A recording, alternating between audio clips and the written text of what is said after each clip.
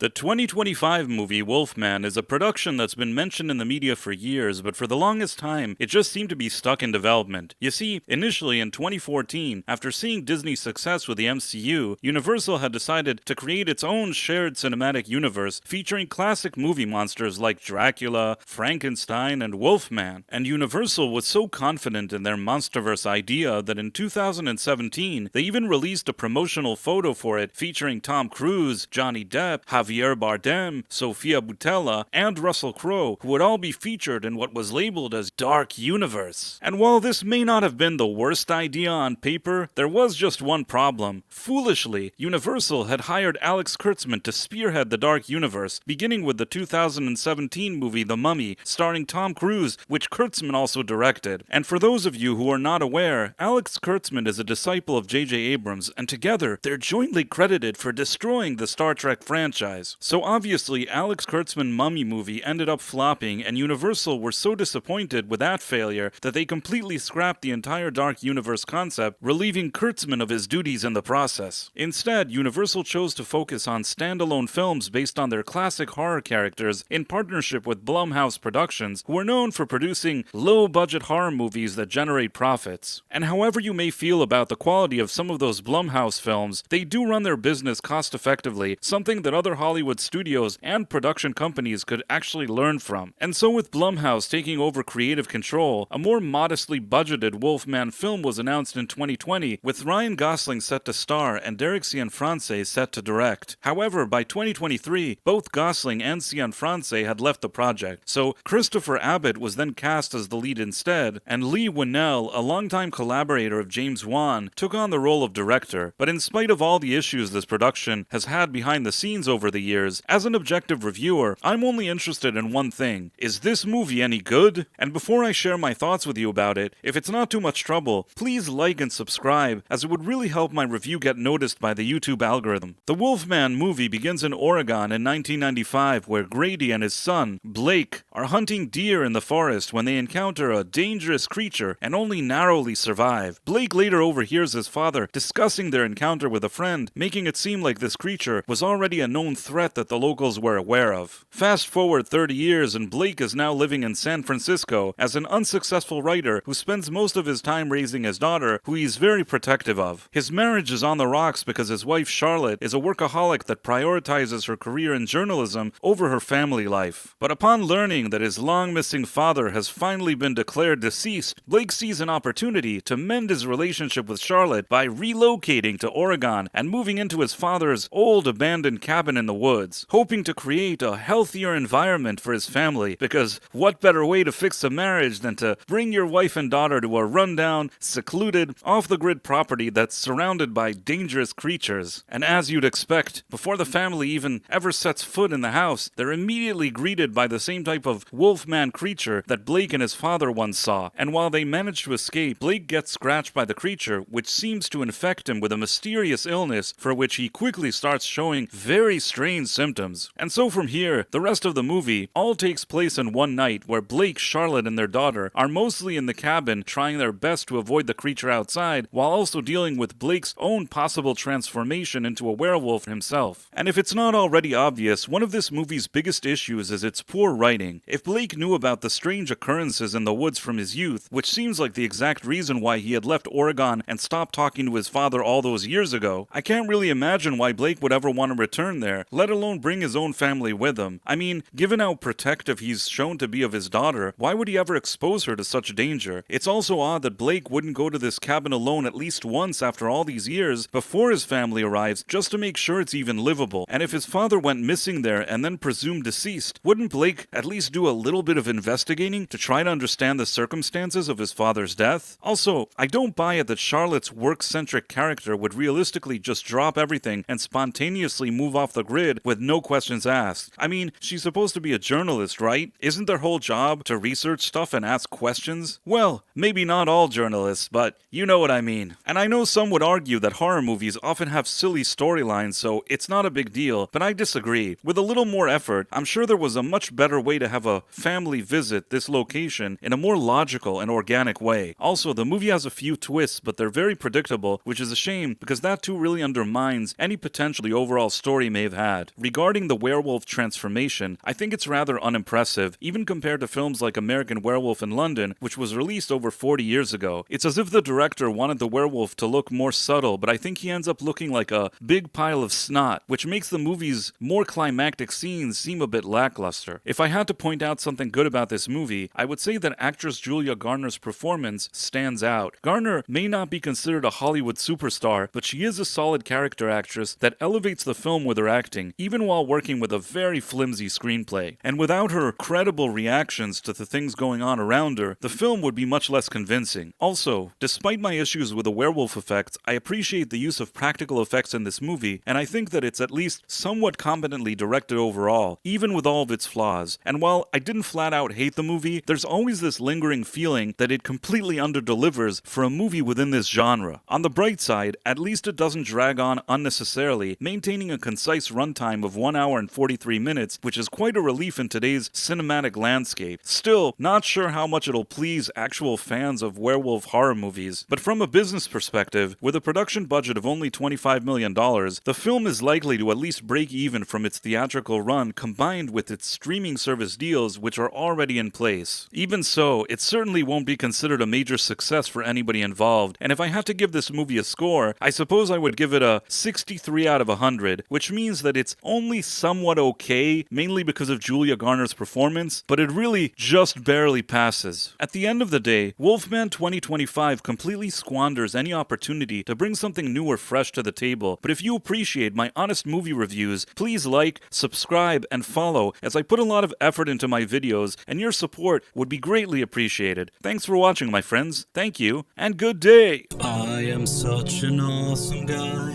I make so many videos.